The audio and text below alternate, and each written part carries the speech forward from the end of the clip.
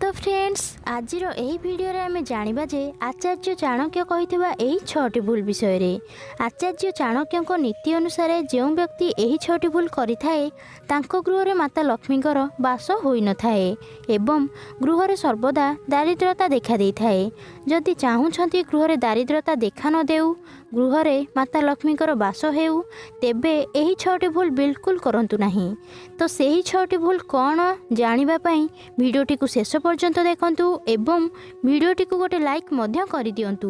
Like कले कौन हेबो ना मते मोटिवेट हेबो एपरि नुआ नुआ इंटरेस्टिंग टॉपिक आनिबा पई। तो चलतु आरंभ करबा आजिर टॉपिक। हेलो फ्रेंड्स मु श्रद्धा आपण माने देखुछंती ओडिया भक्ति टीवी। प्रथमटी हेउछि महिला वस्त्र पिंधिबा। जो व्यक्ति महिला वस्त्र पिंधती सफा सुतरा प्रति ध्यान दियंती नाही एपरि व्यक्तिंक घरे माता लक्ष्मीकर वास कदापि होई न थाए। एपरि व्यक्तिंकर समाज रे मान सम्मान रही न थाए। एपरि व्यक्ति सबुबेले चिंतारे बुड़ी रुहंती एवं टंका एपरि व्यक्तिंक हाथ को बिल्कुल आसी न थाए।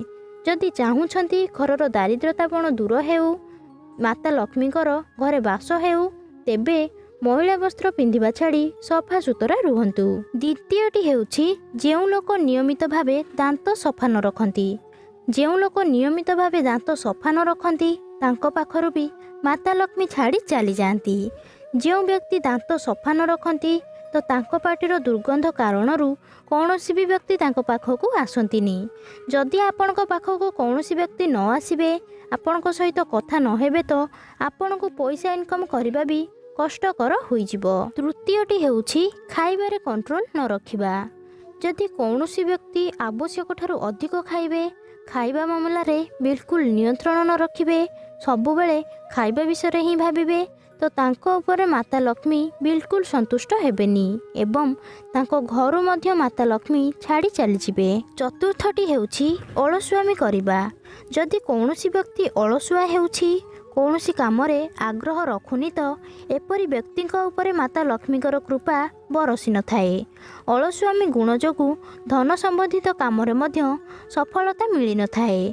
जदि आपण अलसुआ होई आजिर काम काली करिवे तो माता लक्ष्मी आपणक घरे कदापि वास करिवे नाही।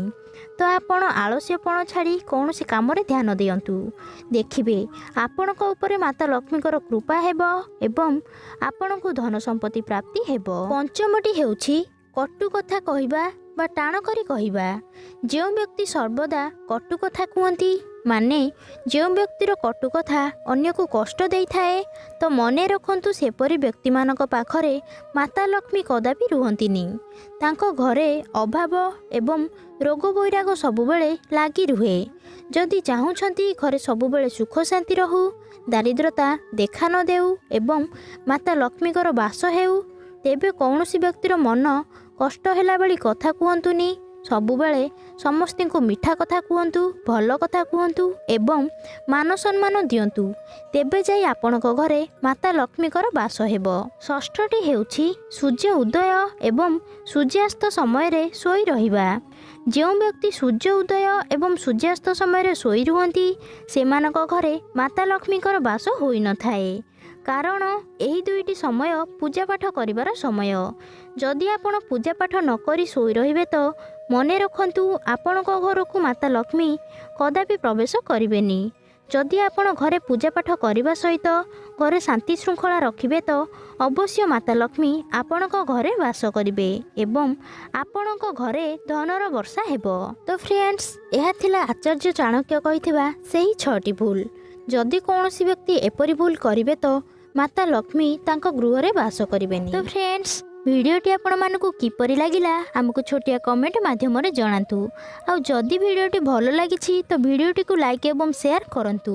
एपरि इंटरेस्टिंग टॉपिक विषय रे अधिक जानिबा पई आम चैनल को सब्सक्राइब करी पाखरे आसुथिबा बेल आइकन को ऑन करि दियंतु जहा फल रे हम लेटेस्ट वीडियो रो नोटिफिकेशन आपण मानकु सर्वप्रथमे मिलि परिबो।